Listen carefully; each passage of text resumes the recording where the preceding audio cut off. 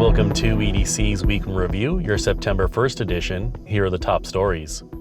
Fast-moving fire in Diamond Springs halted at 8 acres. A structure fire in Diamond Springs quickly spread to nearby wildland Thursday evening, prompting evacuations. Air tankers dropped retardant to encircle the fire while crews on the ground established a containment line. Evacuations were ordered but lifted after the forward progress was stopped at 8 acres burned. The cause is under investigation. Body found in Folsom Lake identified as missing woman. The body recovered from Folsom Lake on August 19th has been identified as 27-year-old Natalie Heilemann of San Francisco. Heilemann was reported missing in January after jumping from a bridge into the American River. The El Dorado County Sheriff's Office said there was no indication of foul play. Newsom appoints judge to County Superior Court. The governor has appointed 10 new judges across California, including Democrat Hannah Balfour, who will preside over the County Superior Court 8. Balfour previously served as a court commissioner and has experience with juvenile and family law cases. Cameron Park budget approved with $500K deficit. The Cameron Park Community Service District has approved their 2023-24 budget with a $500,000 deficit, driven largely by a $1 million increase to their CAL FIRE contract. The board voted 3-2 to approve the budget after making over $400,000 in cuts, including reducing seasonal staff wages.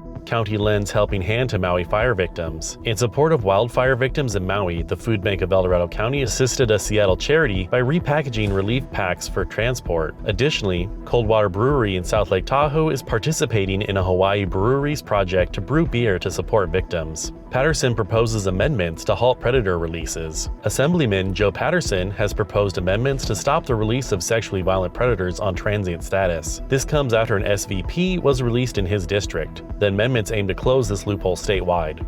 High-tech highway signs are here. New electronic messaging signs are now operational on Highway 50. These full-color, photo-enabled signs will communicate crashes, closures, and traffic info supposedly more clearly than the old text-only versions. They went live September 1st. Fire agencies launch dual battalion response. El Dorado and Diamond Springs fire districts launched dual battalion response for improved emergency coverage. 2 chief officers will now be on duty at all times, one stationed in Camino and one in Diamond Springs. This was done through cooperative agreements between the agencies.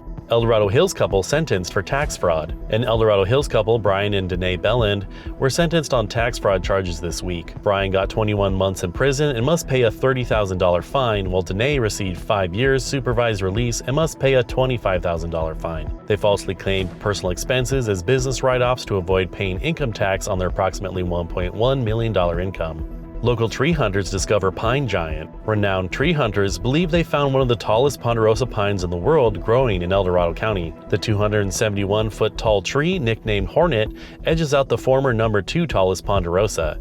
Its height was confirmed with advanced laser measurements. Blackouts plague county.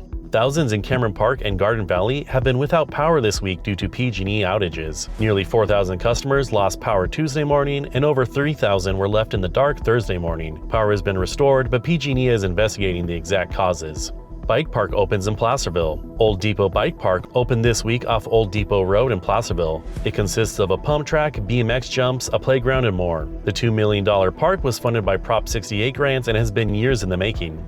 Boeger hosts campaign kickoff. Lexi Boeger of Boeger Winery kicked off her 2024 campaign for El Dorado County Supervisor District 3 on Thursday night. Boeger currently serves on the Planning Commission and Economic Development Committees. If elected, she aims to bring unity to the county and support small businesses, art, and agriculture. This has been EDC's Week in Review, your September 1st edition. Thank you for tuning in.